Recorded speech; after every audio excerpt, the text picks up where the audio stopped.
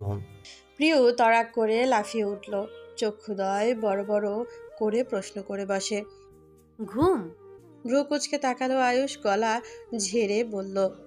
ঘুমাবে না তো কি করবে? প্রিয়র ইচ্ছে করছে আয়ুষের মাথায় চাপড় মেরে বসতে। বাসর রাতে মানুষ কি করে? বিড়াল মারে না? তুমি শিখোনি মারা? রসকসহীন মানুষ একটা। কিন্তু লজ্জায় কিছু বলতে পারলো না। কিঞ্চিত রেগে বিছানা ছেড়ে শাড়ি নিয়ে ওয়াশরুমে ঢুকে পড়ল। মিনিট কয়েক অতিবাহিত হতেই দরজা মেলে রিনরিনিয়ে স্বরে বলল। আয়ুষ, এদিকে আসো তো। পাঞ্জাবি পরিবর্তন করার প্রস্তুতি নিচ্ছিল আয়ুষ। প্রিয়র মোলায়েম কণ্ঠে ডাক অবজ্ঞা করার সাহস হয়নি তার। কিন্তু ওয়াশরুমে কেন ডাকছে মেয়েটা? প্রশ্নবিহীন এগিয়ে গিয়ে নরম গলায় আওড়ায়। বলো।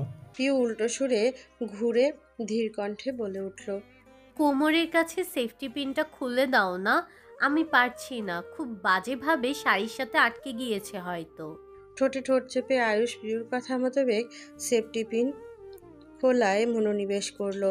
খুলতেই শাড়ি সরে গিয়ে চোখ পড়ে মেয়েটার ফর্সা উন্মুক্ত কোমরে। গলা শুকিয়ে আসে তার, আনমনে মস্তিষ্কের বিরোধিতা করে হাত প্রিয়র কোমর স্পর্শ করে। ঘাড়ে কাঁধে উত্তপ্ত নিঃশ্বাস আছড়ে পড়ছে। নেত্রে যুগল নির্মিলিত হয়ে আসছে প্রিয়র। অনুভব করে সুপুষ্ট হাতে একজন সুদর্শন পুরুষ ওর কোমর জড়িয়ে ধরে নিজের সাথে মিশিয়ে নিয়েছে। শ্রবণ হয় আয়ুষের মাদকতা মেশানো কণ্ঠস্বর। ইচ্ছে করে নিয়ন্ত্রণ হারা করার জন্য কাছে টানলে, তাই না? ভেবেছিলাম জ্বরে ভোগা মেয়েটাকে আদরের রোগে আক্রান্ত করব না, কিন্তু মেয়েটাই এখন ইনিয়ে বিনিয়ে কাছে টানছে। কি চাইছো? তোমার ইজ্জত সঁপে দিবে আমার হাতে? প্রিয়র দেহে পরম খরা হয়ে গেল। শিরশির করছে সমগ্র গা। সারে যেন নিলে আরো কঠিনভাবে নিজেকে বুকের পেছনে থেকে বেঁধে রাখে আয়ুষ। গাঢ় স্বরে ডেকে উঠল। সঙ্গে সঙ্গে পিয়ুষ সারা। হুম। আজ একটা সত্যি কথা বলতে চাই। ভেবেছি কখনো বলবো না, তখন আমার বিবেক আমার মনের দুয়ারে কড়া নেড়ে জানায়, যাকে ভালোবাসি তাকে ঠকানো উচিত না। তোমার আগে একটা মেয়ে আমার মনের দাগ কেটে যায় এক পলকে। তাকে প্রথম দেখি এতিমখানায় একটা কাজে গিয়ে। কয়েকটা মেয়ের সাথে বসে ওদের কথা শুনছিলাম চুপচাপ। সেদিন থেকে নিজের আবেগ অনুভূতিতে আমি শুধু মেয়েটাকে খুঁজে পেতাম, কিন্তু আমার সেই অনুভূতির নাম হয়নি কখনো, হতো দেইনি আমি। সে শুধু এক সমুদ্র আবেগ থেকে গেল, যার কুলকিনারা পাইনি, আর চেষ্টাও করিনি, কারণ সময় আমার অনুকূলে থাকেনি। তাকে পাওয়ার সাধ্য দূর। চিন্তা করো, হারাম হয়ে উঠেছিল। তুমি জীবনে আগেই ছিলে, আকার ভঙ্গিতে কত শতবার বোঝাতে চাইতে ভালোবাসার কথা, বুঝেও এড়িয়ে যেতাম। কিন্তু আজ আমি সত্যি তোমাকে চাই, খুব বেশি চাই। জীবন সুন্দর করে তোলার জন্য বেশি কিছু প্রয়োজন নেই, প্রিয় কেবল ভালো সঙ্গী হলেই চলে, যেটা তুমি। অন্তঃস্থল কড়াভাবে কেঁপে কেঁপে উঠল প্রিয়র। নিজেকে সামলে শঙ্কিত কণ্ঠে বলে উঠল। সেই মেয়েটা শ্রেয়া? কোমরে হাতের বাঁধন ঢিলে হয়ে যায় মুহূর্তেই। ঠাওর হতেই প্রিয় চট করে ঘুরে তাকায়, চোখ রাখলো আয়ুষের চোখে। মৃদু হেসে বলে। আচ্ছা আয়ুষ, আমরা যা করি তার পেছনে আমাদের স্বার্থ লুকিয়ে থাকে, তাই না? এই যে আমি তোমাকে চাই, এর পেছনে স্বার্থ হলো ভালোবাসা। তেমনি শ্রেয়ার জন্য যখন আমার কাছে সাহায্য চাইলে, এর পেছনেও কিন্তু তোমার মনে ওর জন্য অনুভূতি ছিল। তাতে আমার একটু কষ্ট নেই, বিশ্বাস করো। হতে পারে ও তোমার প্রথম অনুভূতি, কিন্তু আমি আমার বরের শেষ ঠিকানা। শ্রেয়া আমার কাছে আসার প্রথম কয়েকটা দিন তোমার ওর প্রতি অস্থিরতা বলে দিত ও কতটা ক্ষত করেছে তোমাকে। চাইলে ওর হাতটা ধরতে পারতে, কিন্তু এমনটা করনি। ভাইয়ের বইয়ের প্রতি সম্মানের দৃষ্টি নিক্ষেপ করেছ অনুভূতিদের চাপা দিয়ে। অদৃশ্য হয়ে হাতে হাত না রেখে নতুন পথে হাঁটতে শিখিয়েছ মেয়েটাকে। এমন একটা ছেলেকে জীবনসঙ্গী হিসেবে পেয়ে আমি নিজেকে ভাগ্যবতী কাতারে ফেলতে একবারও হকচকাবো না, পিছিয়ে আসবো না। এইটুকু বলে প্রিয় লম্বা নিঃশ্বাস ফেলে পরক্ষণে শুনতে পেল আয়ুষের অনুরোধ সূচক কণ্ঠস্বর। Can I kiss you little প্রিয়? প্রিয়র অধরে লজ্জালু রেখার দেখা মিললে মাথা ঝাঁকিয়ে পায়ের আঙ্গুল মেঝেতে ভর দেয়। উঁচু হয় খানিকটা, আয়ুষ কোমর জড়িয়ে কপালে আঁকে ওষ্ঠের পরশ। ধীরে ধীরে গাল চিবুক ছুঁয়ে দেয় ঠোঁটের সাহায্যে। কণ্ঠনালী ভারী হয়ে আসে। বলে, আজ তুমি অসুস্থ, অন্যদিন আদর করি। প্রিয় মুখ ফুলিয়ে অন্যদিকে তাকায়, নিজের চেহারা দেখাবে না আয়ুষকে। ভেতরে ভেতরে অত্যাধিক রাগ হচ্ছে, সাথে সাথেই হকচকিয়ে ওঠে। কোলে তুলে নিয়েছে আয়ুষ ওকে। জড়সড় হয়ে পাঞ্জাবি খামচে ধরলো, কণ্ঠনালী গলিয়ে বেরিয়ে এলো। ফ্রেশ হবার না? পরে একেবারে গোসল সেরে নিও। নিজে যখন উষ্টি দিয়েছো, বাধা আর মানছি না। হাঁসফাঁস অবস্থা প্রিয়র, মুখ ফসকে বেরিয়ে এলো। এখনো তো গভীর রাত হয়নি। আয়ুষের দু পা থেমে গেল তৎক্ষণাৎ। কিয়ৎক্ষণ নির্মিষে সে চেয়ে রইল প্রিয়র দিকে। চাহনি বুঝতেই এক হাত মুখ ঢাকার চেষ্টায় লেগে পড়ল ও। এমত অবস্থায় প্রচণ্ড হাসি পেল আয়ুষের। একটু ঝুঁকে ফিসফিস করে বলল, সকাল দুপুর সন্ধ্যা রাত সব টাইম ফিরি আমি তোমার জন্য। শুধু একটু ইশারা করলেই দিনের আলোতে রুমে আধার নামিয়ে দেব, বুঝলি সুন্দরী? প্রিয় ফটাফট বলে উঠল। ছি, বিশ্রী লোক। শ্রেয়া বেনারসি পাল্টে বসে আছে। ঘড়ির দিকে তাকিয়ে দেখলো অনেক সময় পেরিয়ে গেছে, অথচ সূর্য আসার নামগন্ধ নেই। সেই দুটো কারণ বলে যে অপেক্ষা করো বলে গেল, আর এলো না। প্রতিবার ওকে কেন সূর্যের জন্য চাতক পাখি হতে হয়? আর কত শুনবে অপেক্ষার প্রহর, কত প্রশ্ন জমে আছে, কখন করবে? রাত একবার পেরোলে সকালে ঠিকই আসবে, কিন্তু বিশেষ এই সন্ধিক্ষণটা ফিরে আসবে না।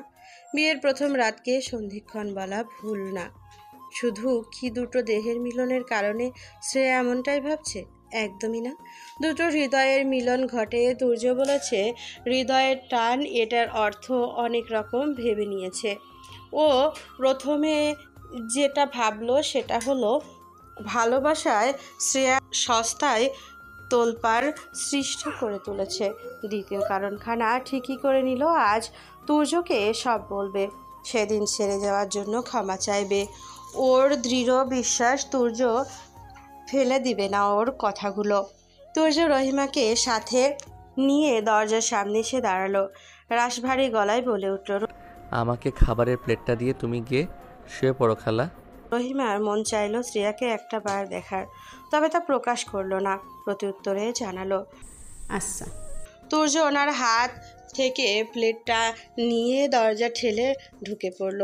সোফার সামনে অবস্থিত ছোট টি টেবিলটার ওপর প্লেটটা রেখে বলল, খেয়ে নাও। নানান চিন্তায় এতটাই মশগুল শ্রেয়া ঘুণাক্ষরেও রুমে কারো প্রবেশ টের পায়নি। গম্ভীর স্বর কর্ণপাত হওয়া মাত্রই হুড়মুড়িয়ে উঠে দাঁড়ালো। প্লেটের দিকে চেয়ে নিম্ন স্বরে বলল, আপনি খাবেন না স্যার? সূর্য মোবাইলটা হাতে নামিয়েছিল সবে। নরম মায়াময় কণ্ঠস্বর শ্রবণনালী ভেদ করে সোজা গিয়ে বিঁধল হৃদয়স্থলে। অতঃপর কপাল কুঁচকে এলো, বিরক্ত ভঙ্গিতে বলল, খেয়ে নিয়েছি।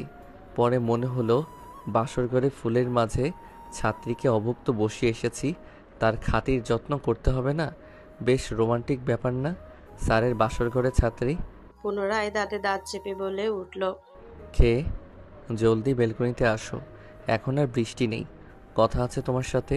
শ্রেয়া জিহ্বা কোটর কাটাল কথার মানে বুঝতে না পেরে মনে মনে প্রতিজ্ঞাবদ্ধ আওড়ায়, ভার্সিটিতে স্যার, বাসায় জামাই, প্রাণের স্বামী।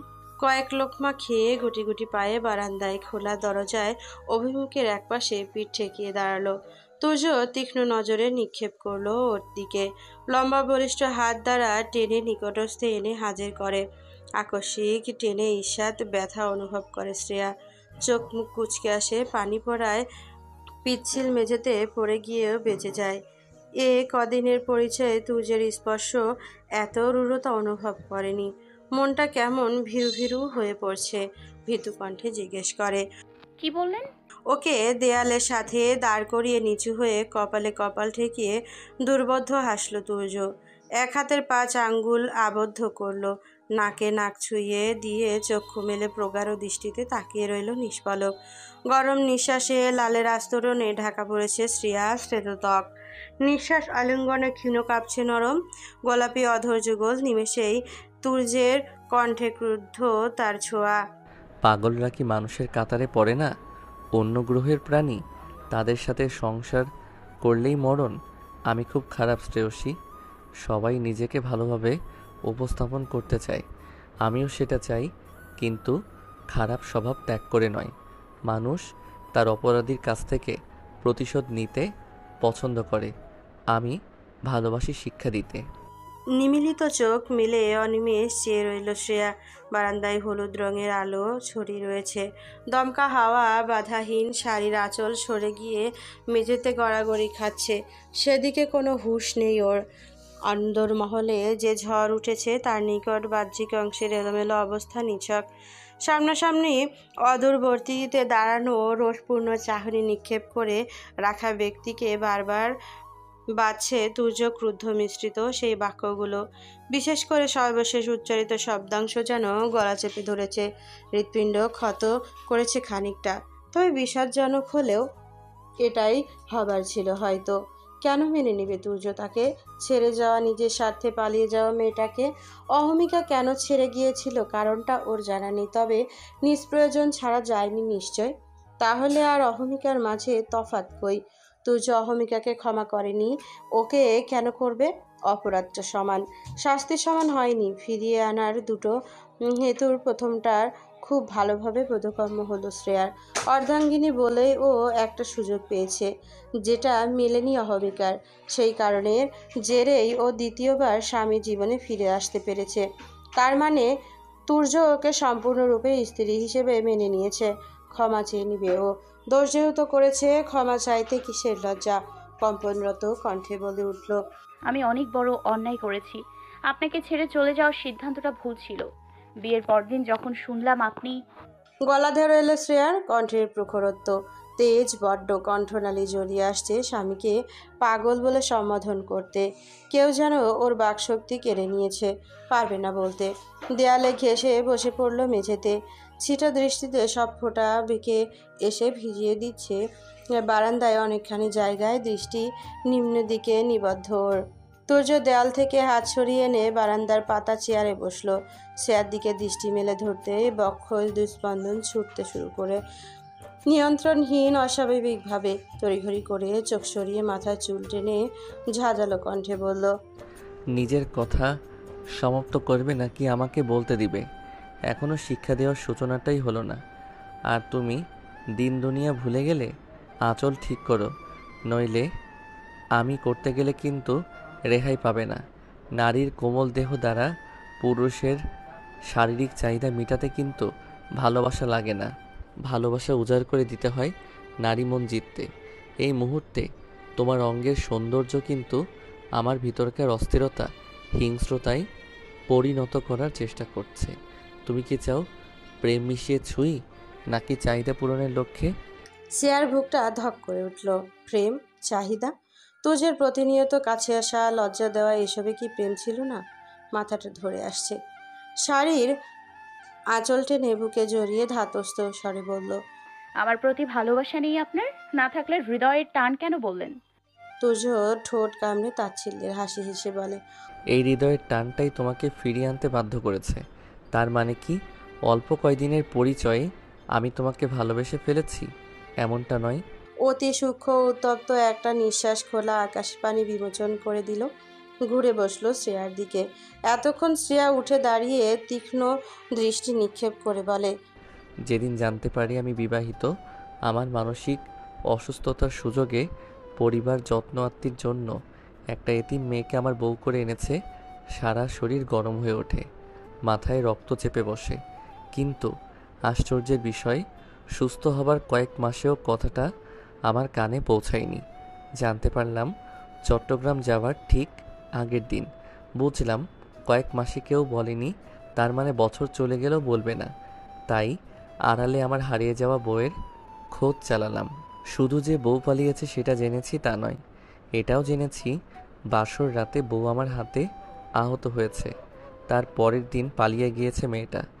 অভিযান চালিয়ে প্রথমে খুঁজে বের করি সেই কাজীকে, যিনি আমাদের বিয়ে পড়িয়েছিলেন। তার মাধ্যমে মেয়ের নাম জানতে পারি হুমায়রা তাসনিম। লোক লাগিয়ে এই নামের মেয়েটার ছবি, অন্যান্য তথ্য বের করি। ছবি পেলাম একটা ছোটবেলার, তথ্য পাইনি খুব একটা। সব কাগজ উধাও হয়ে গিয়েছিল। ঠিক উধাও হয়নি, আমার মা সরিয়ে দিয়েছিলেন। মেয়েটাকে এক নজর দেখার ইচ্ছে ছিল, সংসারের কথা ভাবিনি, কারণ স্বার্থপর মেয়েদের ঘৃণা করি আমি। মেয়েটার ছোটবেলার একটা ছবি পেলাম, সেই ছবি কাল হয়ে দাঁড়ালো তোমার জন্য, আমার জন্যেও। আগে না দেখা বউকে দেখতে চেয়েছিলাম, তার ছোটকালের ছবি দেখে সেই ইচ্ছে দ্বিগুণ হয়ে গেল। মানুষ মস্তিষ্ক ও হৃদয়ের কথাতেই চলে, কিন্তু বেশিরভাগ মানুষ তার মস্তিষ্কের চেয়ে হৃদয়ের দেয়া ইশারাকেই প্রাধান্য দেয় বেশি। আমার ক্ষেত্রেও এর ব্যতিক্রম ঘটেনি। আমি আমার বউয়ের জন্য টান অনুভব করি,